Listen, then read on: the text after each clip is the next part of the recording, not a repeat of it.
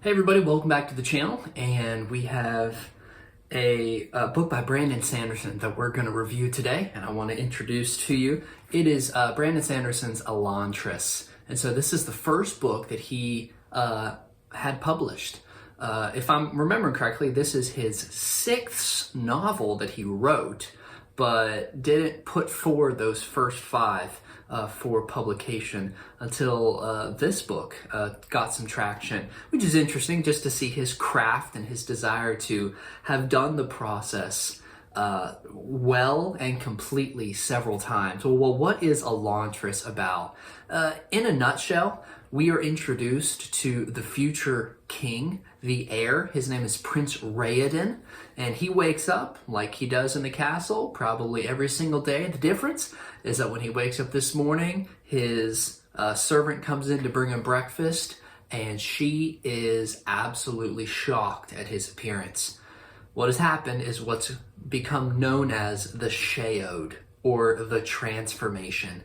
And Prince Raoden has been turned into an Elantrian.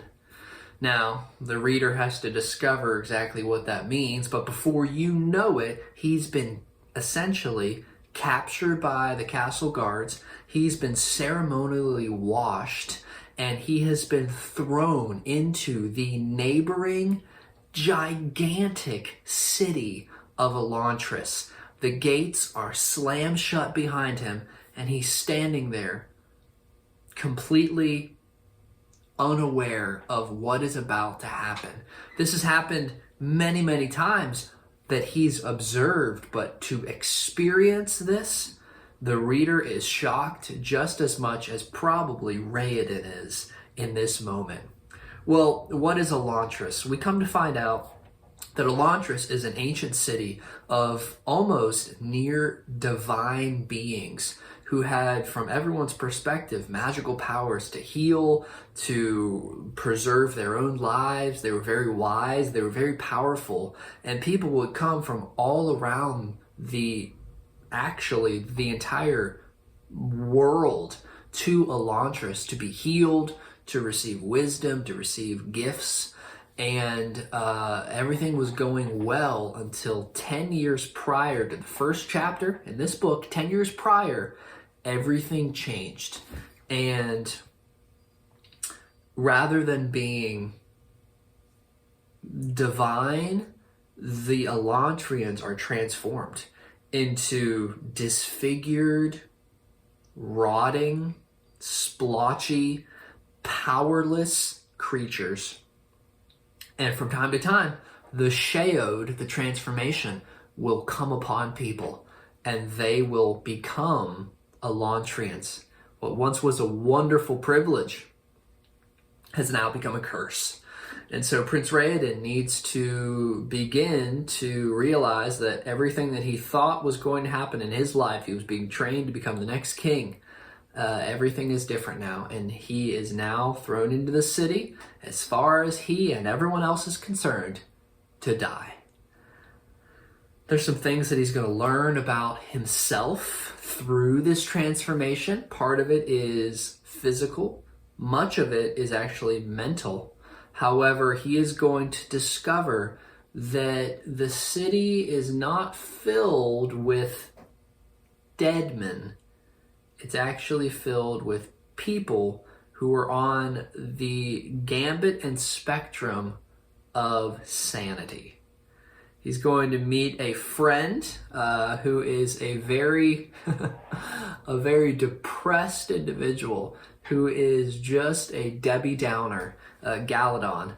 And they together are going to begin to understand what is the society like in this city. Because everywhere has society. They're going to discover that there are different gangs who operate in different parts of this massive city, and there are rules that people understand. And so Raoden begins to do what he was trained to do: unite people and try to build society. Something that makes Raoden an interesting character is, number one, his nobility, But secondly, we are introduced to early on the fact that in a political alliance, he was betrothed to a nearby princess. Her name is Princess Serene of a nearby city, province called Teode. And Princess Serene was traveling to surprise Raoden. They've been communicating long distance, but traveling to meet him before the wedding when the Sheod took Raoden. As far as she is told, that would be very embarrassing for the royal family. So the story is that Raoden has died, surprisingly. And so she is, in a sense, a widow. There are certain things that were written into this marriage contract. Well, she as well has been trained as a princess, and she is politically savvy. She is motivated to promote her homeland of Teode in this new city. The city is Kai, and it's right next door to Elantris. And so, as far as she knows, her betrothed is dead. She now has been welcomed into a new family, and she has to begin to discern, what does this new life for me look like? Well, as the plot continues, there is a moment where they are going to be able to meet, and one party knows who the other is.